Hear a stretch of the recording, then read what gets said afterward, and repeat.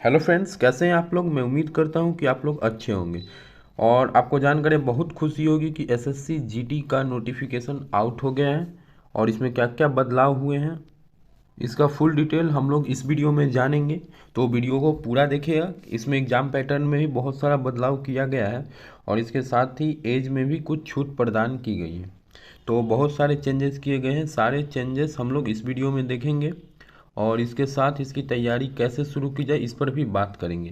तो चलिए वीडियो की शुरुआत करते हैं। और उससे पहले यदि अभी तक आपने हमारे चैनल को सब्सक्राइब नहीं किया है तो चैनल को सब्सक्राइब कर लीजिए और साथ में बेल आइकन को ज़रूर प्रेस कर दीजिएगा। ओके, तो चलिए शुरू करते हैं।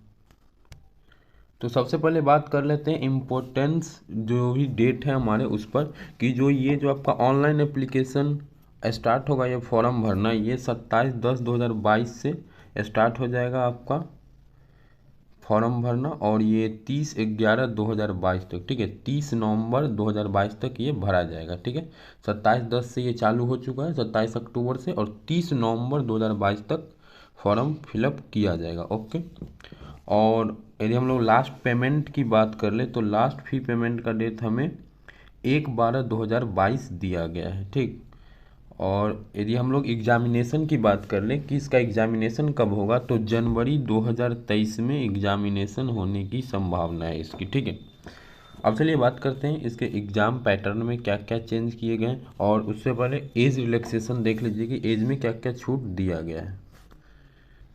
तो देखिए फ्रेंड्स, इसका जो एज लिमिट है वो है 18 से 23 ईयर के जितने भी कैंडिडेट हैं वो सारे इस एग्ज़ाम को फिलअप कर सकते हैं।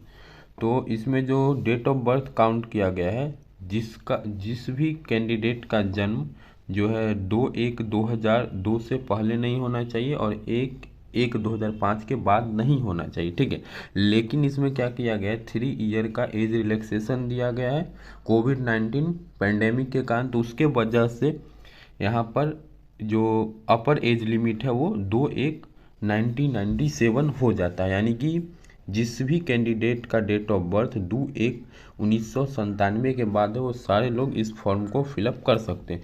और लोअर एज लिमिट है 1/1/2005, 1/1/2005 से पहले जन्म होना चाहिए। ठीक है, 2/1/1997 से 1/1/2005 के बीच जिन भी कैंडिडेट का डेट ऑफ बर्थ है वो सारे इस फॉर्म को फिलअप कर सकते हैं। उसमें भी 5 ईयर का एज रिलैक्सेशन SC ST को, OBC को 3 ईयर का, और एक सर्विसमैन का जो है 3 ईयर का एज रिलैक्सेशन मिलता है, ये आप लोग को पता है। यानी कि यदि हम लोग यहाँ पर बात करें क्लियरली तो हम लोग यहाँ पर क्या देखते हैं कि जिस भी कैंडिडेट का जन्म 2/1/1997 के बाद हुआ है वो सारे कैंडिडेट इस फॉर्म को फिलअप कर सकते हैं। और यदि आप SC SC कैटेगरी से बिलोंग करते हैं, SC ST से, तो आपका जन्म यदि 1992 के बाद भी हुआ है तो भी आप इस फॉर्म को फिलअप कर पाएंगे। और वहीं यदि आप OBC कैटेगरी से बिलोंग करते हैं तो 1992 के बाद भी यदि आपका डेट ऑफ बर्थ है तो भी आप इस फॉर्म को फिलअप कर पाएंगे। तो यहाँ पर एज रिलैक्सेशन भी है। ठीक है, अब चलिए बात कर लेते हैं एग्जाम पैटर्न के ऊपर क्या चेंज किए गए हैं।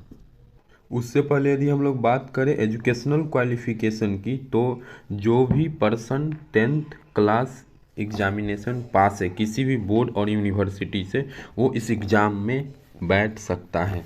क्या है इसका एजुकेशनल क्वालिफिकेशन, 10th पास स्टूडेंट इस फॉर्म को फिलअप कर सकते हैं। ठीक है, अब आइए बात करते हैं स्कीम ऑफ एग्जामिनेशन के ऊपर। तो आपका जो SSC GD में सिलेक्शन होगा वो 2 स्टेप में होगा। ठीक है, 2 टियर में आपका सिलेक्शन होगा। पहला एक कंप्यूटर बेस्ड एग्ज़ाम होगा, ठीक है, CBT, और दूसरा आपका फिजिकल टेस्ट होगा। ठीक है, तो 2 स्टेप में आपको इस एग्ज़ाम को क्रैक करना है, तो 2 स्टेप से आपको गुजरना पड़ेगा। फर्स्ट ऑफ ऑल CBT, उसके बाद फिजिकल टेस्ट। ठीक है, तो सबसे पहले बात कर लेते हैं कंप्यूटर बेस्ड टेस्ट में क्या होगा।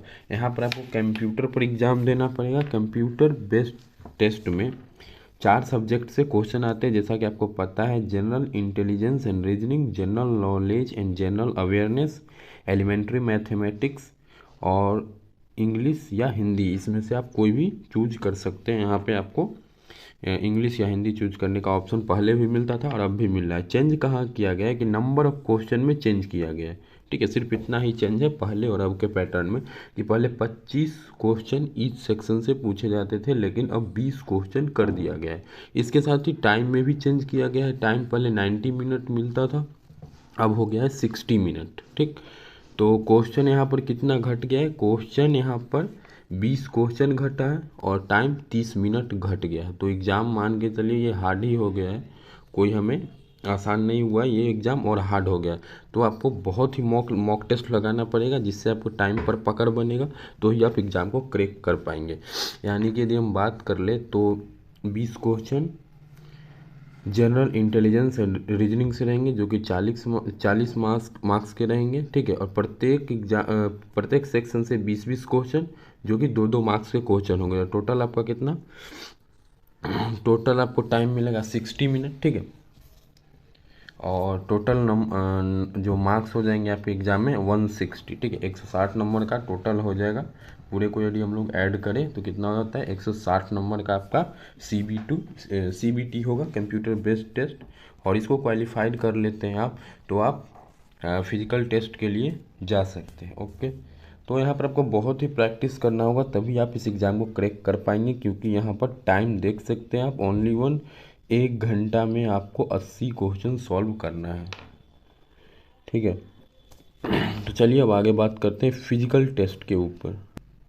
उसके बाद फ्रेंड्स स्टेप 2 में आपको 2 प्रोसेस से गुजरना पड़ेगा। एक हो जाएगा फिजिकल इफ़िशियंसी टेस्ट यानी PET, और एक हो जाएगा फिजिकल स्टैंडर्ड टेस्ट यानी